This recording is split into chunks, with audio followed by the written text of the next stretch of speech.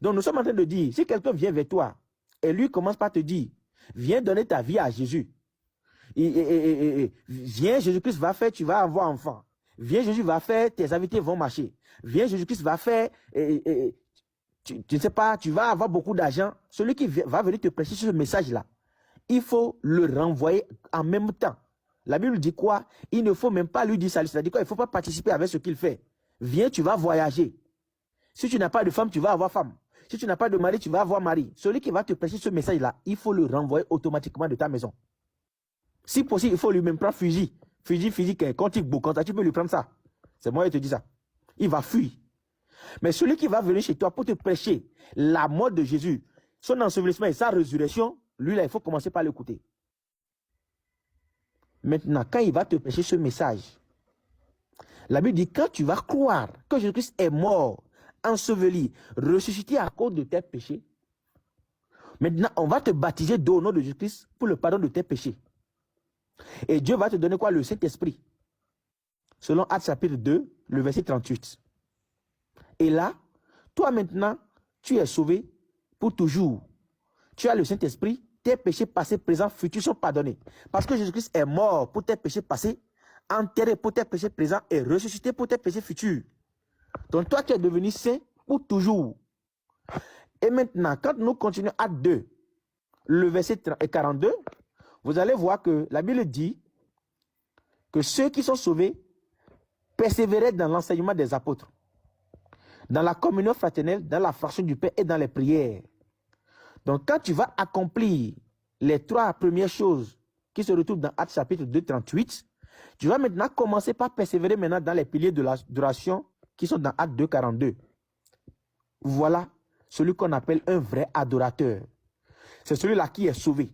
C'est celui-là qui a le salut, la vie éternelle.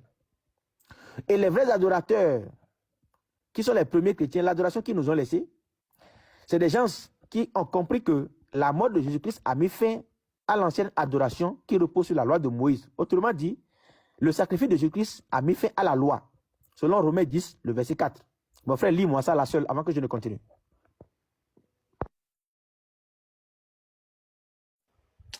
Il est écrit, car Christ est la fin de la loi pour la justification de tous ceux qui croient. Amen.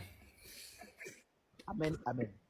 Donc, les vrais adorateurs, c'est ceux-là qui ont compris que le sacrifice de Jésus-Christ a mis fin à l'ancienne adoration, à la loi de Moïse, au sacerdoce lévitique. Donc, les apôtres qui sont les premiers chrétiens, c'est des gens qui n'ont plus jamais fait des sacrifices, ça fait un. C'est des gens qui n'ont plus fait les holocaustes, ça fait deux. C'est des gens qui n'ont plus acheté, qui ne sont plus allés acheter un carré, construire un bâtiment pour l'appeler temple de Dieu. Parce que c'est l'ancienne adoration qui avait demandé cela. Donc tous ceux-là aujourd'hui qui se lèvent pour construire un bâtiment pour appeler ça temple de Dieu, ce ne sont pas les vrais adorateurs. Et donc quand vous allez dans ces lieux-là, pour dire que vous adorez Dieu, le soi-disant homme de Dieu peut parler, vous allez ressentir frisson jusqu'à couler le sang. Vous allez mourir et aller en enfer. Ça ne fait pas de vous enfants de Dieu. Ça ne fait pas de vous vrais adorateurs. Le soi-disant homme de Dieu, je répète, peut parler. Ça peut vous donner des émotions n'importe comment. Ça peut vous donner des frissons n'importe comment jusqu'à vous allez couler les larmes. Vous allez couler le sang. Ça ne fera jamais de vous un enfant de Dieu, un sauvé, un vrai adorateur. Si vous mourrez dans cette adoration, vous ne pourrez jamais voir le royaume de Dieu. Donc nous appelons tous ceux qui sont dans ces choses-là à la repentance. Donc les vrais adorateurs, qui sont les premiers chrétiens, c'est des gens qui n'ont plus jamais payé les dîmes et les offrandes. Parce qu'ils ont compris que le sacrifice de Jésus-Christ a mis fin à cette adoration-là. C'est des gens qui n'ont jamais adoré Dieu avec les instruments de musique, les tam-tams, les boudons que nous voyons aujourd'hui dans les boutiques que les gens appellent temple de Dieu.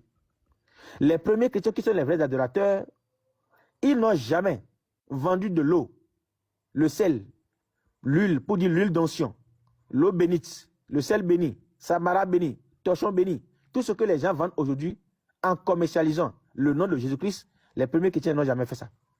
Les vrais adorateurs, ils n'ont plus jamais demandé pardon des péchés. Parce que celui qui croit au sacrifice de Jésus-Christ ne peut plus se voir pécheur. Parce que toi qui dis, je crois au sacrifice de Jésus, et tu dis que tu es encore pécheur, tu n'as jamais cru au sacrifice de Jésus. Tu ne crois pas que le sacrifice de Jésus-Christ a pardonné tes péchés. Donc si tu meurs, tu vas aller directement en enfer parce que tu te vois encore pécheur. Et la Bible nous dit que le pécheur, lui, c'est un enfant du diable. Et les enfants de Dieu, les chrétiens, ne péchent plus. Les véritables adorateurs de Dieu que nous sommes, nous ne péchons plus. Donc les vrais adorateurs qui sont les enfants de Dieu, les chrétiens, c'est des gens qui n'ont plus jamais fêté les fêtes de l'Éternel d'abord, la Pâque, les fêtes de l'ancienne adoration, la Pâque, le Pentecôte et quoi, les prémices et la fête des tabernacles, la fête, quand vous lisez le Lévitique 23,